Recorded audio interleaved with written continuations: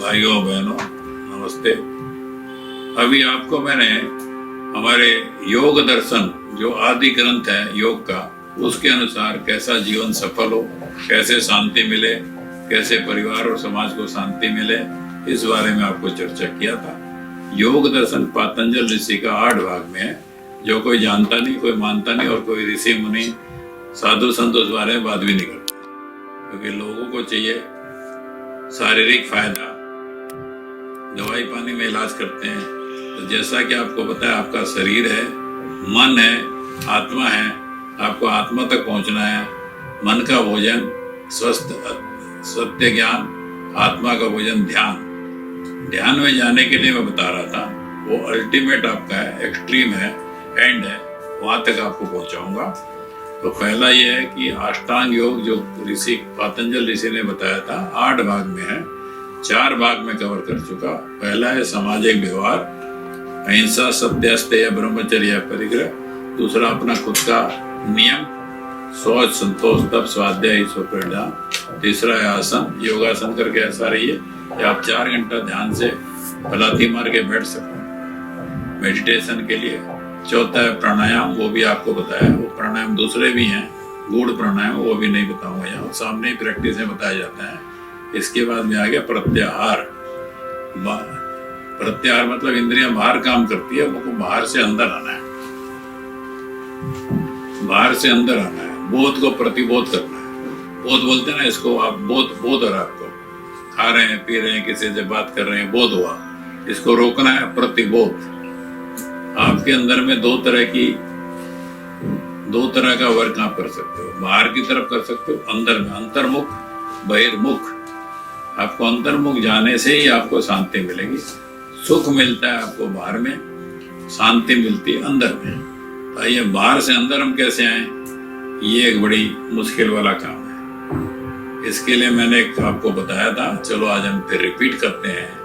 बाहर में जो है बहिर्मुखी से अंतर्मुखी कैसे आएंगे। ईश्वर के दर्शन आपको अंदर में ही होंगे, क्योंकि ईश्वर की फीलिंग जब बाहर से अंदर आओगे तभी होगी। बाहर तो जो जीवन है खत्म होने वाला है, आपकी आत्मा हमेशा रहने वाली है। उस आत्मा से ईश्वर का जुड़ के ही आपको कुछ मिलने वाला है। वो कैसे, आप जो है 3 सत्ता दुनिया में चलती है हमारे वेदों के अनुसार। पहली सत्ता है प्रकृति। प्रकृति जड़ है, प्रकृति नाशवान है, प्रकृति हमेशा रहती है, सत्य है, सत्य हमेशा रहने वाली है। आज जो मट्टी पेड़ है वो गिरेगा। प्रकृति में आप क्या क्या देखते हो, पहाड़ कभी कभी भूकंपों के समुद्र के नीचे बन जाता है। पेड़ बना है, पेड़ जमीन में चला जाता है, मेरे वो कोयला बन जाता है, वो बहुत दिन बाद हीरा बन जाता है, प्लेटिनम बन जाता है। तो पेड़ का फल गिरता है, फल के अंदर से बीज निकलता है, वो फिर फल बनता है। ये सब शाश्वत चलने वाली चीज है। प्रलय में सब कुछ खत्म हो जाता है, खत्म नहीं होता है, वो बराबर फ्लैट हो जाता है, पानी के नीचे चला जाता है। जब ईश्वर को फिर से नया सृष्टि बनानी होती है, तो उसी सामान से, उसी मिट्टी से, उसी जल से फिर प्रकृति बन जाती है। इसका मतलब जो प्रकृति है वो जड़ है, हमेशा रहने वाला। सत्य मतलब हमेशा रहने वाला। चित्त, दूसरा आपका आत्मा चित्त मतलब चेतन है, एक्टिव है। 84 लाख हर जानवर, 84 लाख जानवर टाइप के वेराइटीज है, सब चेतन है। चींटी भी चेतन है, एक्टिव है, उसको बोलते हैं चेतनता। इसके बाद में तीसरा है, वो ईश्वर ने आपको आत्मा हर जीव के अंदर में आत्मा दे दी, इसलिए वो चेतन है, चित्त है। पहला हो गया सत्य, चित्त। तीसरा ईश्वर, आनंद स्वरूप है। तीनों को जुड़ने से सत्य, चित्त, आनंद स्वरूप, आनंद मिलता है आपको। ईश्वर में आनंद है, उसको अंदर जाके आपको फील करना है, तब आपकी वो फीलिंग आएगा, तब आपको आनंद आएगा। बाहर का जो गर्मी सर्दी वो सब आपको सुख, शारीरिक सुख बोलते हैं, अंदर का सुख को शांति बोलते हैं। उसी को आपको अंदर का पीस, मतलब अंदर की पीस, उसके लिए आपको प्रयास करना है। तो आपको कोई भी शांति, कोई भी सुख, आपको उतना कोई भी आपको आनंद देने वाला नहीं रहेगा। आज सोचिए, एक मेरा प्रश्न मैं करता हूँ प्राय योग कैंप में, मैंने 200 योग कैंप पूरे भारत में, विश्व में कर चुका हूँ। लास्ट 15 साल में उस फ्री योग कैंप करता हूँ, फ्री। स्वामी रामदेव जी का भी शुरू में मैंने 2002 में ही लाया था, उनको कोई जानता नहीं था, हरिद्वार से। 2002 में 13 पौन बांधवान का कराया था फ्री। सफारी पार्क जो कि मैंने ही बनाया था 1984 में, वहाँ सेकंड कराया था। उस समय फाउंडर प्रेसिडेंट था लायंस क्लब नॉर्थ कलकत्ता 84 में। उसके बाद में 200 योग कैंप पूरे भारत में मैंने किया है। तो सबसे एक ही प्रश्न मैं सबसे करता हूँ, आपसे भी प्रश्न करता हूँ, ध्यान से इसका जवाब दीजिएगा, ध्यान से सुनिएगा कि आपको सबसे ज्यादा सुख क्या चीजें मिलता है?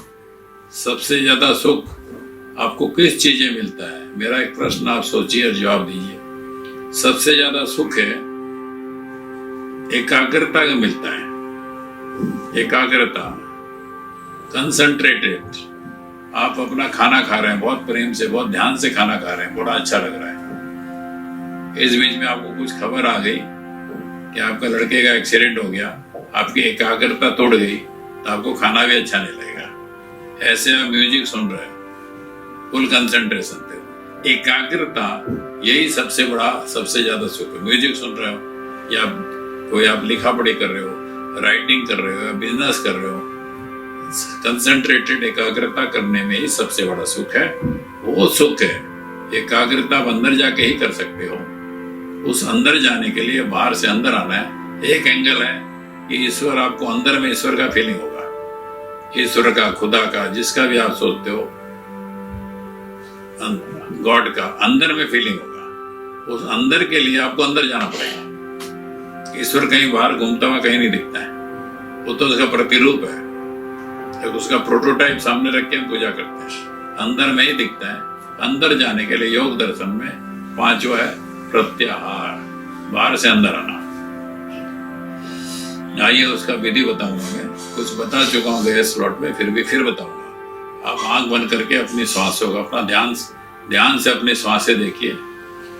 हृदय से आपके प्राण निकलते हैं, प्राण श्वासों के अनुसार, श्वासों के साथ में बाहर आते हैं और अंदर जाते हैं। श्वासों के माध्यम से आपको अंदर जाना है। अपनी श्वासों को ध्यान से देखना है। श्वास आ रही है, जा रही है, फिर वो श्वास अपने आप खत्म हो जाएगा। आप पूरा कंसंट्रेशन करोगे तो आप यहाँ जो चेस्ट, दोनों चेस्ट के बीच में गड्ढा है, यहाँ तक आप पहुंच जाओगे। तो आपका जो बाहर की जो श्वास की क्रिया है वो खत्म हो जाएगी। इसका चलिए, इससे प्रयास करने से क्या होगा कि आप जो बाहर का चिंतन खत्म करके आप अंदर की तरफ सोचने लगोगे। अंतर्मुख, आउटसाइडर से लेके आप इनसाइडर हो जाओगे। इसका प्रयास करेंगे, परम शांति मिलेगा। सैकड़ों हजारों लोगों को मैंने करवाया, तुरंत वो ट्रांस में चले गए। This is the way to go inside. It is not all, it is not complete. ये जो एक है वो विपासना वाले यही करते हैं, चुपचाप बैठे रहते हैं, अपनी सांसें देखते हैं, अपने को देखते हैं। वो क्रिया करने के लिए ये आप विधि करिए। अपनी श्वासों को आना जाना देखिए, न श्वास खींचने का चेष्टा, न छोड़ने का। आंख बंद करें, मेरे साथ चलें, या दोनों नाक के सामने श्वास, ठंडी ठंडी श्वास आ रही है, अंदर देखें। गर्म श्वास बाहर निकल रही है, अंदर ठंडी श्वास आ रही है।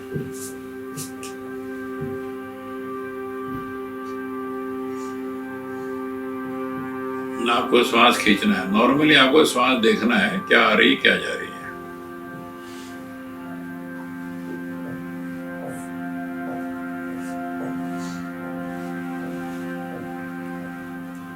अगर आपका इसमें कंसंट्रेशन नहीं लगा तो ध्यान से आप गिनती कर लीजिए। 1 2 3 4 5 6 7 8 8 7 6 5 4 3 2, ऐसे 3-4 बार करें, अभ्यास बन जाएगा।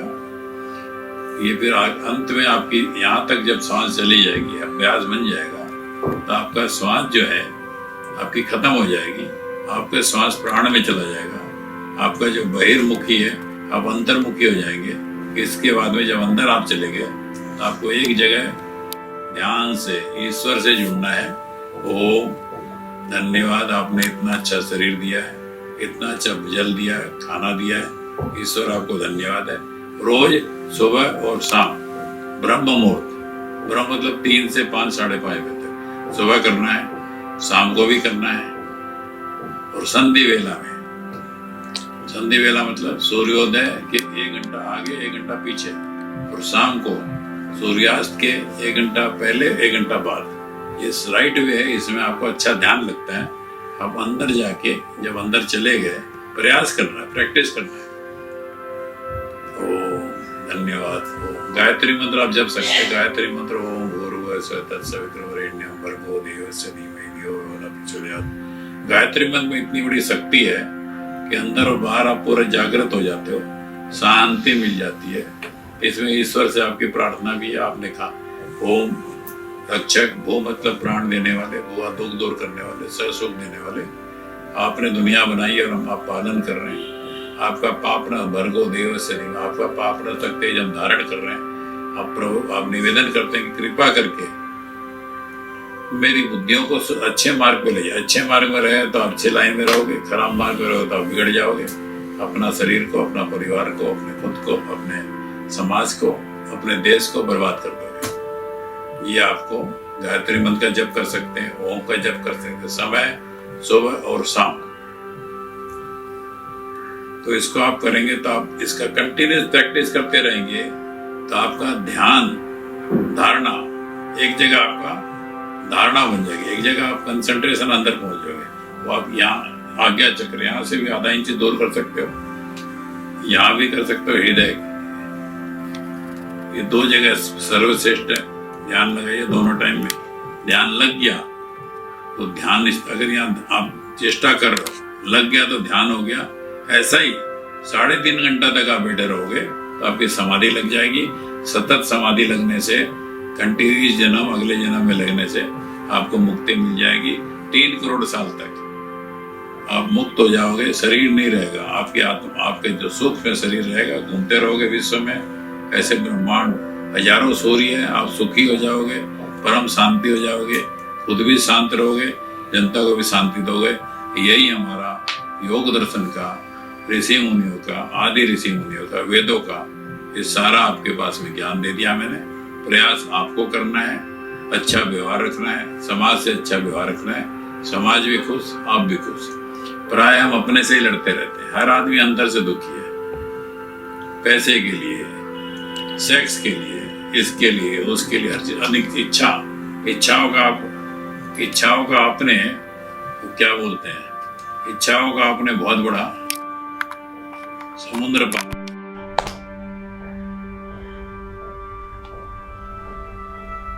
इच्छाओं का आपने बहुत बड़ा समुद्र पार रखा है। इच्छा किसी की पूरी नहीं होती है, इसलिए कृपा करके इच्छाओं को उतनी ही इच्छा करिए जितनी आपकी ज़रूरत है, उतनी इच्छा करिए जिसको आपको भी जन्म की ज़रूरत है। ये मत सोचिए कि जो आप जमा कर रहे हो। अब दूसरा जो है, एक आपको वेद का मर्यादा है। ये हम सोचते हैं कि बस हम जमा कर रहे हैं।